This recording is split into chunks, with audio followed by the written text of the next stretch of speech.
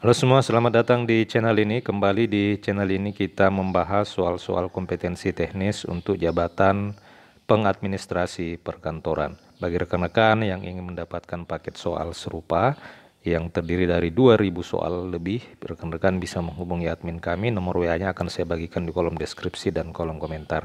Silakan konfirmasi jabatan atau formasi yang dilamar, nanti admin akan menyiapkan soal-soalnya sesuai dengan jabatan atau formasi yang dilamar. Untuk semua formasi tersedia ya. Nah, bagi rekan-rekan yang baru pertama kali menemukan channel ini, ayo dibantu tombol subscribe dan nyalakan tombol lonceng untuk terus mendapatkan informasi-informasi terbaru seputar tenaga honorer P3K dan aparatur sipil negara. Termasuk juga kita akan terus membahas soal-soal kompetensi sebagai bantuan kepada rekan-rekan agar bisa lulus seleksi pada tahun 2024 ini. Saya berharap dan saya berdoa kepada rekan-rekan sekalian, khususnya yang menonton channel ini, bisa diangkat menjadi P3K sebagai balasan dari pengabdian yang rekan-rekan telah lakukan bagi daerah, bangsa, dan negara. Mudah-mudahan rekan-rekan bisa diangkat dan lulus menjadi P3K pada tahun 2024 ini. Amin amin ya rabbal alamin.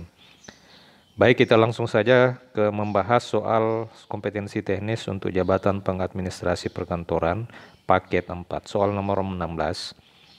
Pertanyaannya adalah, seorang pengadministrasi perkantoran diharapkan mampu mengelola waktu dengan baik. Nah, bagaimanakah cara paling efektif untuk menghindari penundaan pekerjaan yang sering terjadi? A. Menyelesaikan pekerjaan yang paling mudah terlebih dahulu. B. Membuat jadwal kerja yang realistis dan patuh pada tenggat waktu. C. Menunggu instruksi lebih lanjut dari atasan sebelum memulai pekerjaan. D. Mengalihkan pekerjaan yang menumpuk kepada rekan kerja. Silakan rekan-rekan untuk soal nomor 16 ini jawabannya A, B, C atau D. Tuliskan di kolom komentar 5 detik dari sekarang.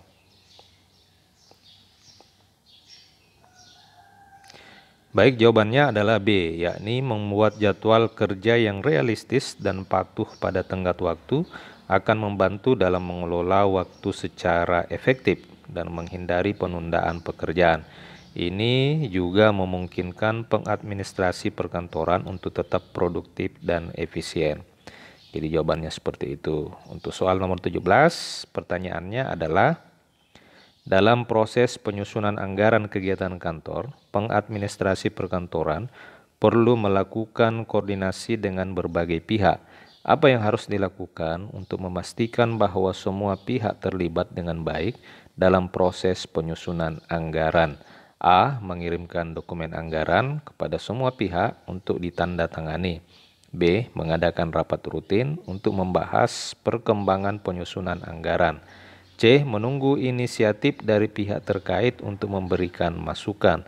D. Menyelesaikan penyusunan anggaran sendiri dan meminta persetujuan akhir.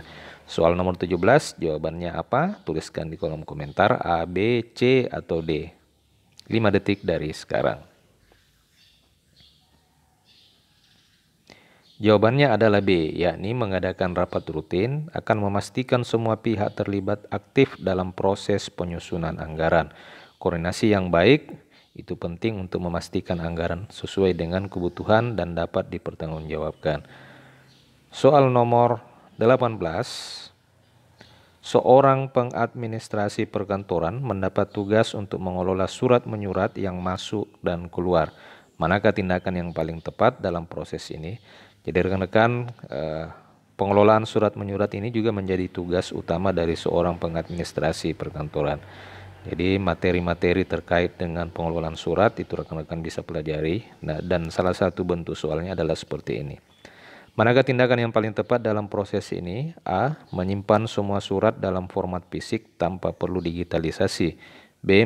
Mencatat semua surat yang masuk dan keluar dalam buku catatan manual. C. Menggunakan sistem manajemen surat elektronik untuk mengarsipkan dan melacak surat. D. Mengabaikan surat yang tidak memiliki kepentingan mendesak. Silakan soal nomor 18, jawabannya A, B, C, atau D. Tuliskan di kolom komentar 5 detik dari sekarang. Kita lihat jawabannya adalah C, yakni menggunakan Sistem manajemen surat elektronik itu akan memudahkan dalam mengarsipkan, melacak, dan mengelola surat yang masuk dan keluar. Sistem ini juga mendukung efisiensi dan keamanan dalam pengelolaan surat. Jadi rekan-rekan sekalian, apabila rekan-rekan nanti pada saat seleksi lalu menemukan soal-soal seperti ini dan dalam pilihan jawaban ada pilihan yang mengedepankan e-government atau pemerintahan berbasis elektronik, rekan-rekan bisa mempertimbangkan hal itu. Tentu disesuaikan kembali dengan kata kunci dari soal dan pertanyaannya. Akan tetapi soal-soal atau pilihan jawaban yang mengedepankan e-government bisa menjadi pilihan. Kita lanjut ke soal berikutnya. Di dalam menyusun laporan akhir tahun, seorang pengadministrasi perkantoran harus memastikan data yang digunakan valid dan akurat. Nah, langkah pertama yang harus dilakukan adalah menggunakan data dari tahun sebelumnya sebagai acuan, mengumpulkan data dari berbagai sumber dan memverifikasi kebenarannya. C. Menyusun laporan berdasarkan intuisi dan pengalaman. D. Mengandalkan laporan bulanan tanpa melakukan verifikasi ulang. Silakan untuk soal nomor 19, jawabannya A, B, C, atau D, tuliskan di kolom komentar 5 detik dari sekarang. Baik, kita lihat jawabannya adalah B, yakni mengumpulkan data dari berbagai sumber dan memverifikasi kebenarannya. Langkah pertama ini adalah penting, yakni mengumpulkan data dari berbagai sumber dan memverifikasi kebenarannya. Data yang valid dan akurat itu merupakan dasar untuk menyusun laporan yang dapat dipertanggungjawabkan.